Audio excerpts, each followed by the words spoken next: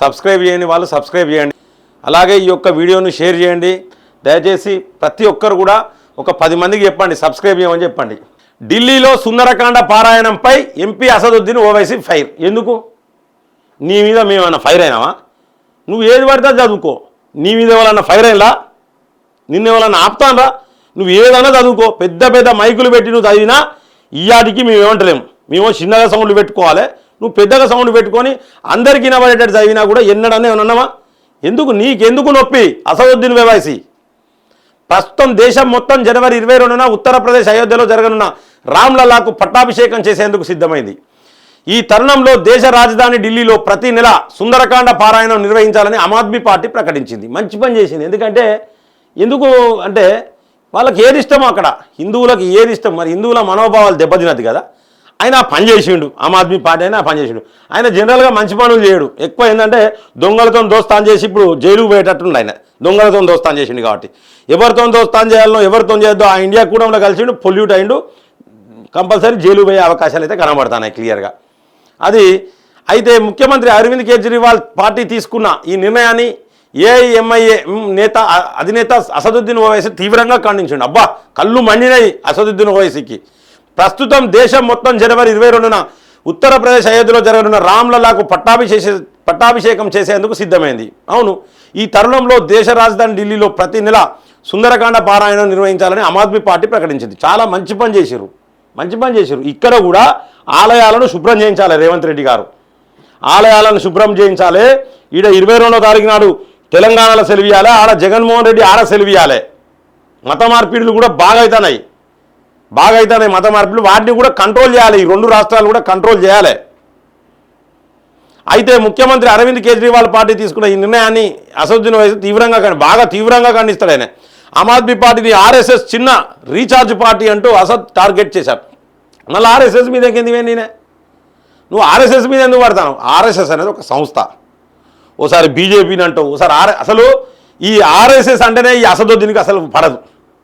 గతంలో నేను చెప్పినా కదా, మక్కా మసీద్ బాంబు పేర్లో కూడా ఆర్ఎస్ఎస్ వాళ్ళని తీసుకుపోయి అరెస్ట్ చేశారు. మళ్ళీ తర్వాత వాళ్ళ తప్పు లేదని తెలిసింది. పాపం జైలు జీవితం అనుభవించారు, ఇబ్బంది పడ్డారు. ఎంత దారుణం అంటే చాలా పాపం అది. ఈ పాపం కొడుతుంది అసదుద్దీన్ ఓవైసీకి. ఈ పాపం కొడుతుంది చూడండి మీరు.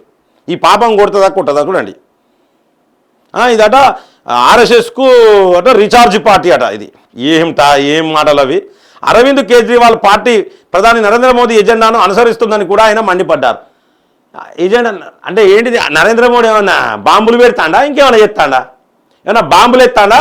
ఉగ్రవాదులకు శిక్షణ ఇస్తాడా?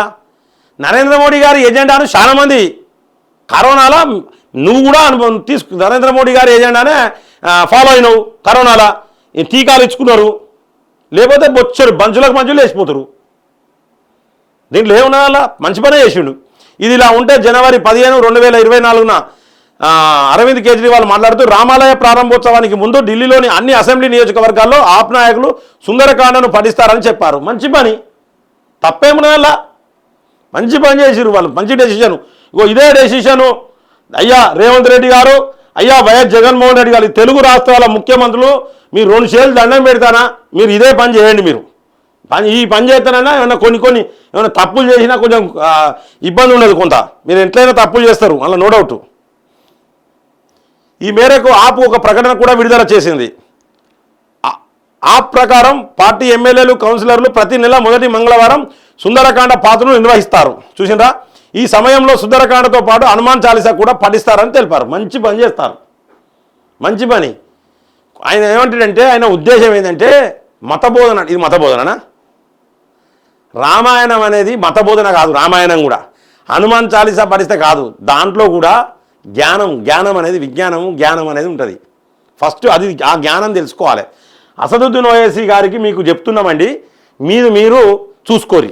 అంతేగాని మా మతం జోలికి రావాల్సిన అవసరం లేదు. ఎవరి మతం వాళ్ళకే ఎక్కువ. మొత్తం నీ లెక్కనే ఉండాలంటే ఇక్కడ కాదు, కుదరదు. ఇక్కడ ఇది భారతదేశం, అన్ని మతాల వాళ్ళు ఉంటారు. నీ ప్రకారం ఉండాలంటే ఎట్లా? బైబిల్ పాటించేటోళ్ళు ఉంటారు, భగవద్గీత పాటించేటోళ్ళు ఉంటారు, ఖురాన్ పాటించేటోళ్ళు ఉంటారు, రకరకాల మంది ఉంటారు. ఎవరిది వాళ్ళు చేసుకుంటారు. నీకేం నొప్పి? నీకు అవసరం లేదు కదా. ఎందుకు నీకు ఇంత కళ్ళమంట? ఇంత కళ్ళమంట మంచిది కాదు. ఈసారి నేను హైదరాబాద్లో ఓడిస్తారు, చూసుకో నువ్వు ఫస్ట్.